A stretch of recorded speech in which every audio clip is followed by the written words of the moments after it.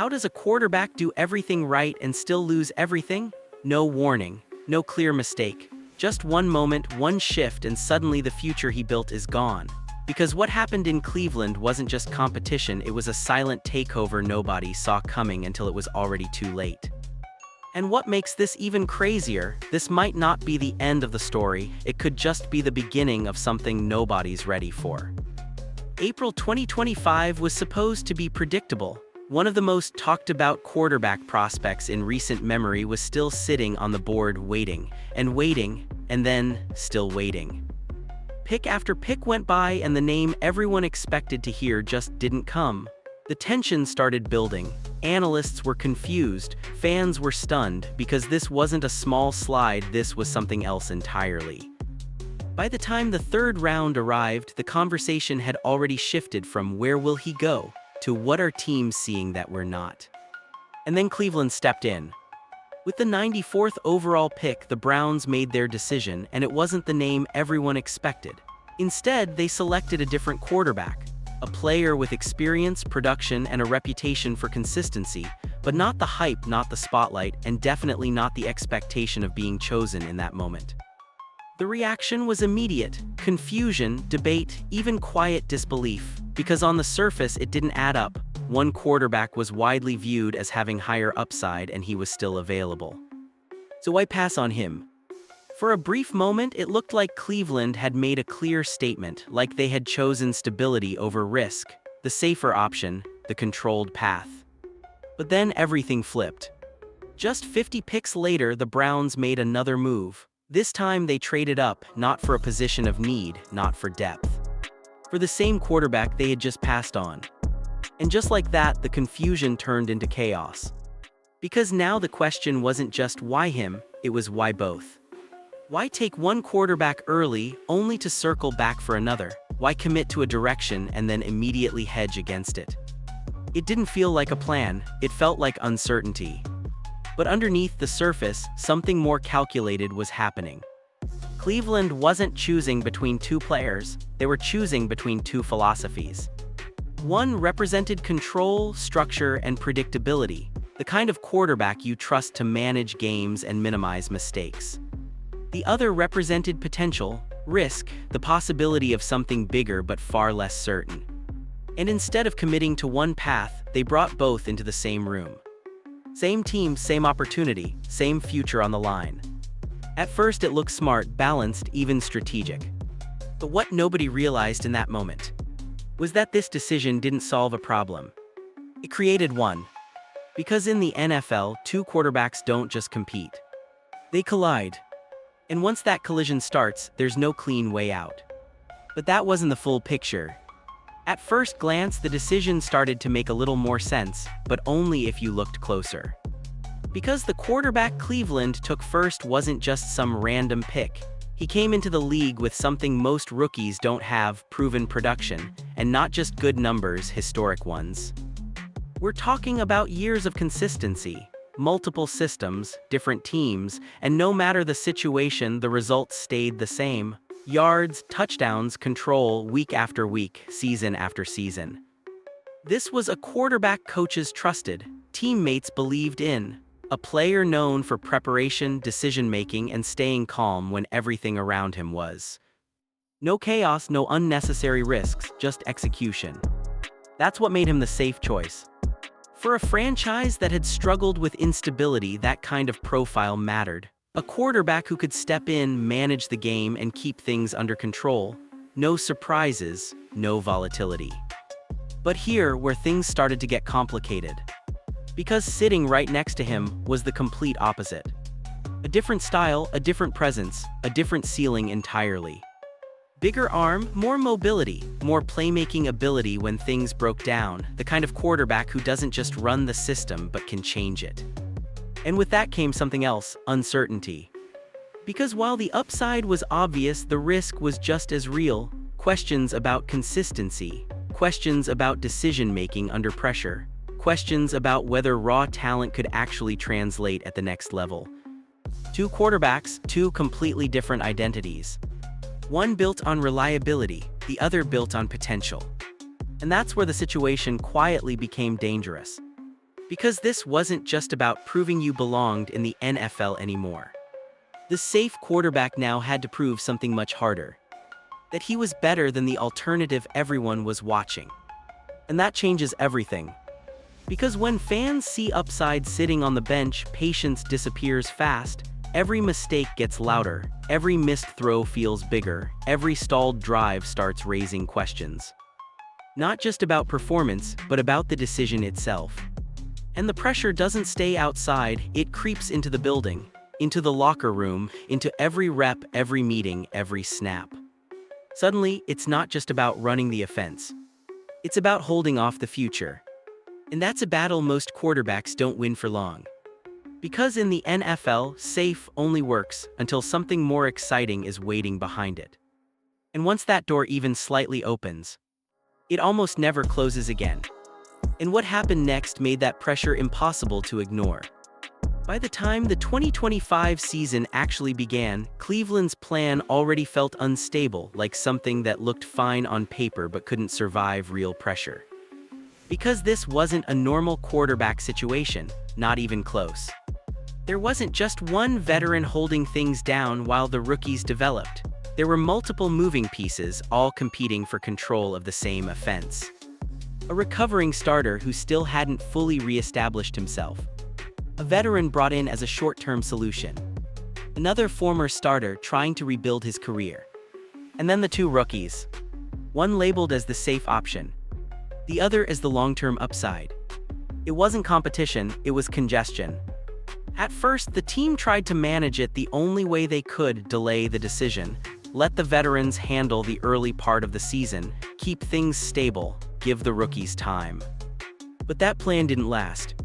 Because almost immediately, things started breaking down. The offense couldn't find rhythm, drives stalled before they even had a chance to develop, turnovers started stacking, losses followed, and with every week the pressure inside the building got heavier. This wasn't just losing, it was the kind of losing that forces decisions. By week 5, patience was gone. And that's when Cleveland made the move everyone felt coming, but still carried weight when it actually happened. They handed the job to the rookie they trusted more to stabilize everything. The safe choice. This was supposed to be his moment. The opportunity he had worked toward for years. The chance to prove that consistency, preparation, and control could translate to the highest level. And for a brief moment, it felt like it might. But then reality hit. Hard. The numbers didn't just dip, they dropped to a level that raised serious concern. Drives ended early, passes missed, timing felt off, the offense looked stuck like it was constantly fighting itself. And the worst part, it wasn't just happening quietly. Everyone was watching. Every throw under a microscope, every mistake magnified, every decision questioned. Because standing just a few feet away was the alternative. The one fans hadn't stopped thinking about since draft night. And that's when the pressure shifted. It wasn't just about fixing the offense anymore. It became about how long they could justify not making a change. Conversations started building, quiet at first, then louder. How much longer can this continue? When does the switch happen? Did they make the wrong call? And once those questions start, they don't go away. Because in the NFL, struggling is one thing. But struggling while a potential solution is sitting on the sideline, that's something else entirely. That's when tension builds. That's when momentum starts to shift. And that's when everything begins moving toward a moment you can't avoid anymore. And what happened next changed everything overnight. Just when it felt like the pressure couldn't get any heavier, everything changed in a single moment. And it didn't come from a coach's decision. It didn't come from a headline. It came from something far more sudden and far more brutal. A hit. In a Week 11 matchup, right in the middle of a game that already felt like it was slipping away, everything stopped. One play, one collision. And just like that, the quarterback who had been fighting to hold onto his role was off the field. No warning, no time to adjust, no second chance in that moment. Just silence and an opportunity opening on the sideline.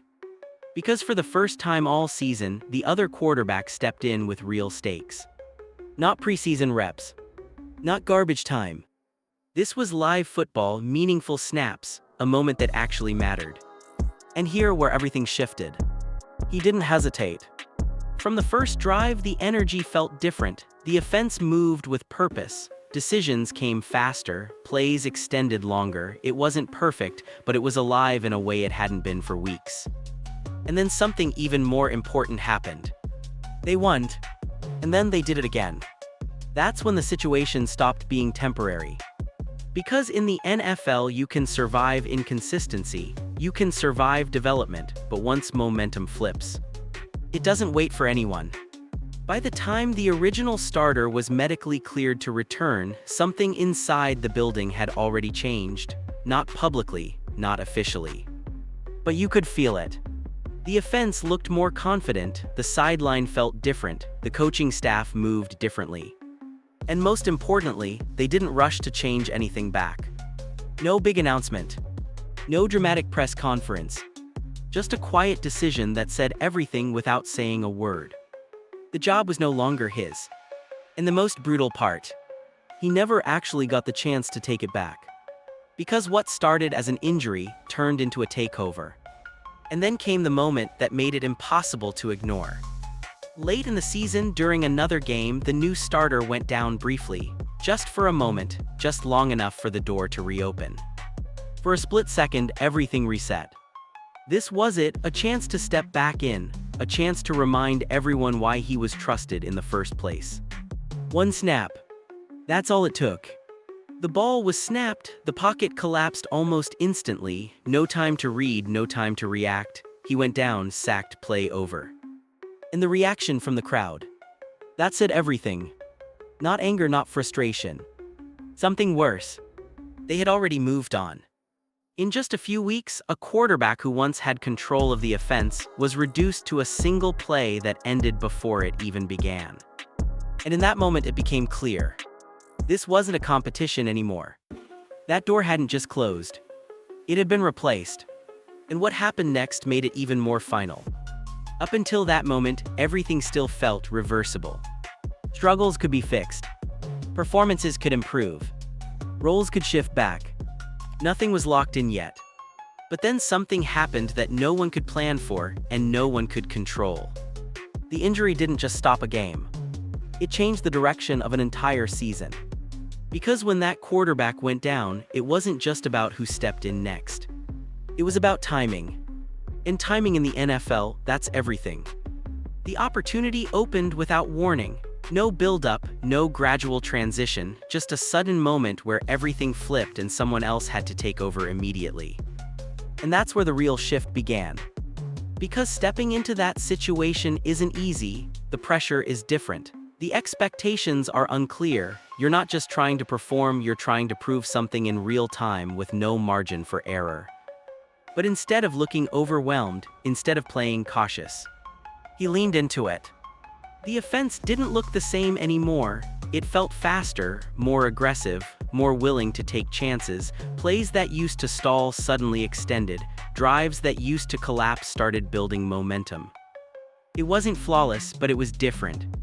And sometimes, different is all it takes.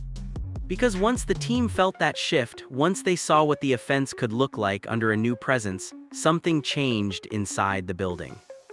Confidence. Not loud, not obvious, but real. And that confidence started stacking. One game turned into two. Two turned into a stretch. And before anyone could slow it down, the narrative had already flipped. What was supposed to be a temporary fill-in role started feeling permanent. That's the part nobody talks about enough. Injuries don't just create opportunities. They accelerate decisions. They force coaches to see things earlier than expected. They reveal answers before the questions were fully asked. And once those answers start showing up on the field, it's hard to ignore them. So when the original starter was finally ready to return, the situation wasn't what it used to be. On paper, nothing had changed. He was healthy again, available again. But in reality, everything had shifted. Because now the coaching staff wasn't just choosing based on preparation or potential. They had results. They had momentum. And in the NFL, momentum is one of the hardest things to interrupt. So they didn't. No dramatic explanation. No clear statement. Just a decision that became obvious through actions. The offense stayed the same. The lineup stayed the same. And the message became impossible to ignore. This wasn't temporary anymore. The injury didn't just take someone off the field. It gave someone else control. And once control changes hands in this league, it almost never goes back the way it was. Because now, it wasn't about who started the season. It was about who was moving it forward. And that's when the situation stopped being about performance alone and started becoming about belief. But that wasn't the full story. Because what happened behind the scenes made this shift even more permanent than anyone realized. By the time the season started settling in, something felt off. Not loud, not obvious. But if you were paying attention, you could see it.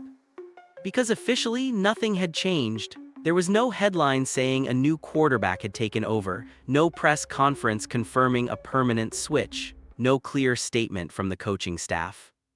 But unofficially, everything was different. The offense had a new rhythm. The play calling started leaning a certain way. The energy on the field, it didn't match what it looked like earlier in the season. And the biggest sign of all, there was no urgency to go back. That's how you know a takeover has already happened. Not when it's announced, but when nobody even questions it anymore. At first, it was subtle, the kind of shift you could almost ignore if you weren't looking closely. The new quarterback stayed in, week after week. The results didn't have to be perfect, they just had to be better. And they were. Better timing, better movement, better response when plays broke down. The offense didn't just function, it adapted. That's when the conversation quietly changed. It stopped being about who should start and started becoming about why would you change this. That's a completely different conversation. Because once you reach that point, the decision has already been made, even if nobody says it out loud. Meanwhile, the quarterback who started it all, he faded into the background. Not because he made noise, not because he caused problems, but because he didn't. No frustration in the media, no public complaints, no dramatic reactions, just silence. And in the NFL, silence like that usually means one thing. The situation is already decided. Because if there was still a real competition, you would feel it. You would see it in rotations, in reps, in subtle changes during games, but there was none of that.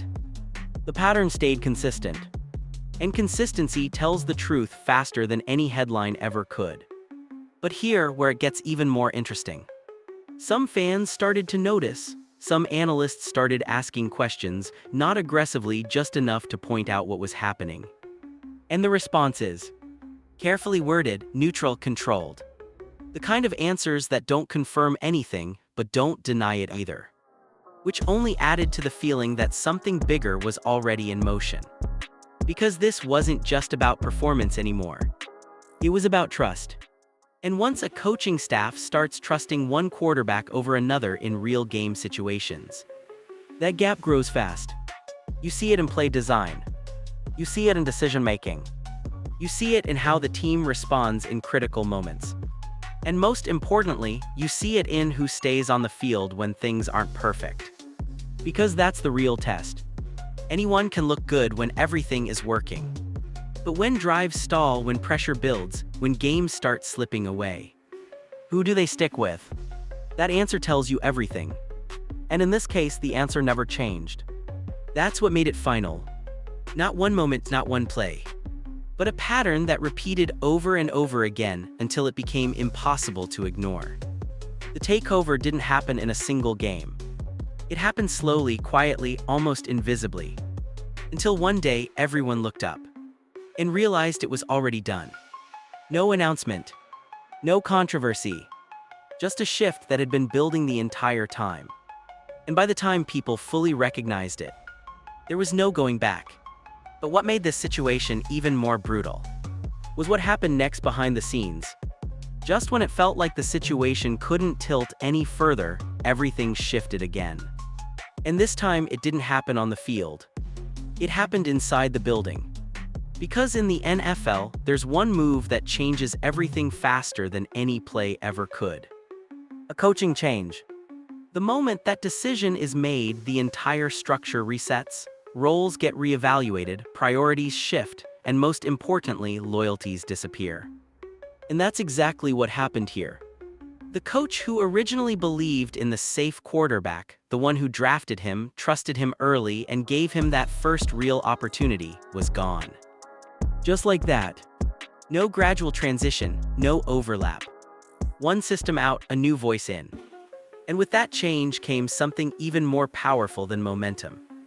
A new vision. Because new coaches don't inherit teams the same way they inherit rosters. They don't see players through the same lens, they don't carry the same attachments. They evaluate everything from scratch. And sometimes that's where things quietly end for certain players. Because while one quarterback was trying to hold onto his place, the other suddenly had something far more valuable. Alignment. Reports had already hinted that the incoming coach had interest in him long before he ever stepped into the building. Nothing officially confirmed, but enough smoke to make people pay attention. Some believe he was already on his radar during the draft. Rumors suggest there was early interest behind the scenes. Again, nothing proven. But once you saw how things started unfolding, it didn't feel random anymore. Because from the very beginning, the tone felt different. Subtle at first, almost easy to miss. But if you listened closely to early interviews, watched how the quarterback room was discussed, there was a clear shift in energy. When one name came up, the language changed. More detail. More excitement. More belief. Words like playmaking, instinct, natural ability started showing up more often, not forced, just naturally emphasized. And then there was the other side. Acknowledged included, but not highlighted. Grouped into conversations rather than standing out in them, described more like part of the room than the future of it. It wasn't disrespectful, it wasn't harsh. But in the NFL, those small differences carry weight. Because quarterback decisions aren't just about stats or performance. They're about belief. About who the coach trusts when everything is on the line. And by the time those early off-season moments played out, the message started becoming clear, even if nobody said it directly. The competition had changed. Not on paper, but in reality. Because now, it wasn't just about two rookies battling for a role. It had shifted into something else entirely. A long-term vision versus a fading one. And once that shift happens, it's almost impossible to reverse. Because now the coaching staff isn't just evaluating who played better last week. They're deciding who fits what they're trying to build moving forward. And that decision, it usually gets made long before the public ever realizes it. That's what made this moment so final. It wasn't the benching. It wasn't the injury. It wasn't even the performance struggles. It was this. The moment the system itself changed, and one quarterback no longer fit inside it. Because once a new coach comes in with a different mindset, different preferences, and a different idea of what the offense should look like, everything resets. But not everyone gets a fresh start. Some players get pushed forward. Others get left behind. And the hardest part, it doesn't happen loudly. There's no clear ending, no official statement saying this is over. Just a quiet shift in how things are handled. Fewer opportunities, less focus, less presence in the future plans. Until one day it's obvious. Not because someone said it, but because everything around it changed. And in this case, that coaching change didn't just influence the competition. It ended it. But even then, the story still wasn't completely finished. And just like that, the conversation changed again. Not about who should start. Not about development. Not even about competition anymore. Now it was about something else entirely. What happens next? Because once it became clear that the quarterback who once held the job was no longer part of the real plan, the focus shifted fast. From building around him, to moving on from him. At first, it wasn't loud, no breaking news, no official reports confirming anything major. Just small signals. Subtle hints coming out of conversations, interviews, and insider discussions. Some believe the roster situation isn't sustainable. Reports suggest the team may explore options. Rumors are starting to connect dots. Nothing concrete, but enough to start a pattern. Because when a player goes from competing for a starting job to barely being mentioned in future plans, people notice. And in the NFL, once that shift happens, it usually leads in one direction. A trade. Not as a punishment, not even as a failure, but as a reset. Because the reality is simple, teams don't carry extra quarterbacks without a clear purpose, especially not ones who have already played, already started, and already been evaluated. It doesn't make sense for development. It doesn't make sense for the locker room. And it definitely doesn't make sense for the player. So the idea started gaining traction. Quietly at first, then more consistently. This quarterback wasn't being viewed as part of the future anymore. He was being viewed as an asset. Something that could be moved. Something that could help another team. And that's when specific destinations started getting mentioned. Again, nothing official, but enough speculation to make it feel real.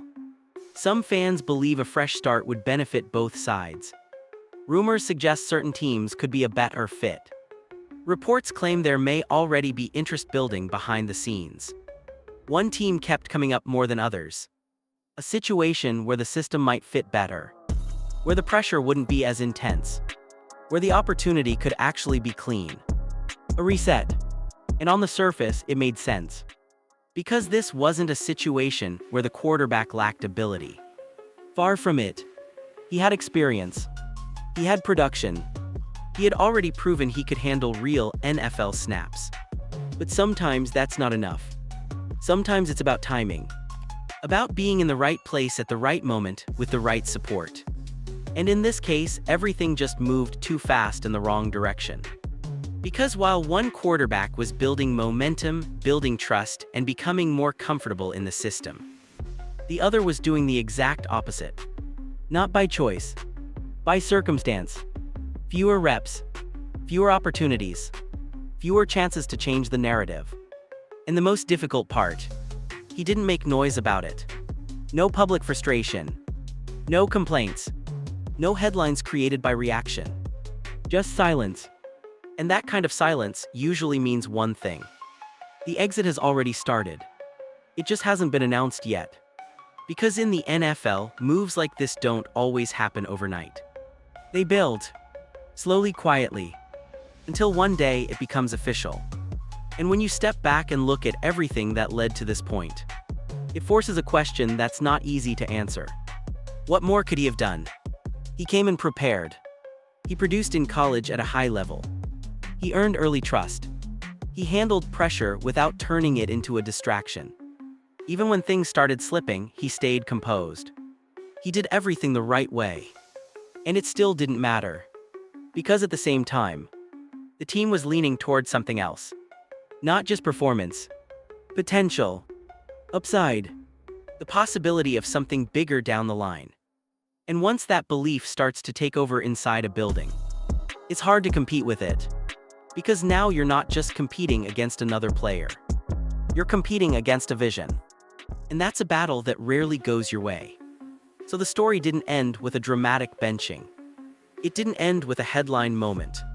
It ended quietly, with a shift in direction, a change in priorities, and a realization that came too late to change anything. Because sometimes in the NFL, it's not about being the better player. It's not even about what you did wrong. Sometimes, the story just moves on without you. And by the time you realize it, everyone else already has.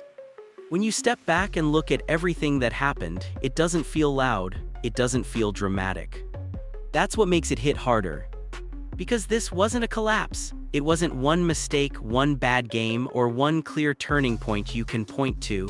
It was something quieter, something that built over time until it couldn't be reversed. A shift in momentum. A change in belief. A new direction forming without saying it out loud. And once that started, it never slowed down.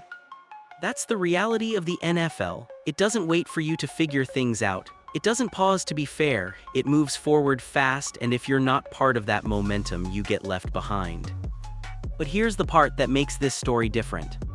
Because sometimes when everything feels finished, that's exactly when something new is about to begin.